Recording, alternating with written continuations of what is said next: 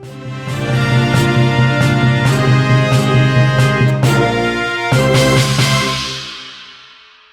kasus pembunuhan Subang, sepatu putih jadi petunjuk polisi. Setelah hampir 2 minggu kasus pembunuhan ibu dan anak di Subang, polisi mulai menemukan sedikit petunjuk terkait pelaku. Jejak kaki dan sidik jari yang diduga milik pelaku saat ini masih dianalisis. Yang terbaru juga, tim gabungan Polres Subang dan Polda Jawa Barat menurunkan anjing pelacak untuk mengendus jejak pelaku di dalam rumah. Hasilnya sebuah sepatu putih sneaker diamankan aparat sebagai barang bukti baru. Sepatu itu lalu dimasukkan ke dalam mobil polisi untuk dianalisis lebih lanjut. Terkait siapa pemilik sepatu belum diketahui. Anjing pelacak juga diarahkan untuk menelusuri seluruh TKP.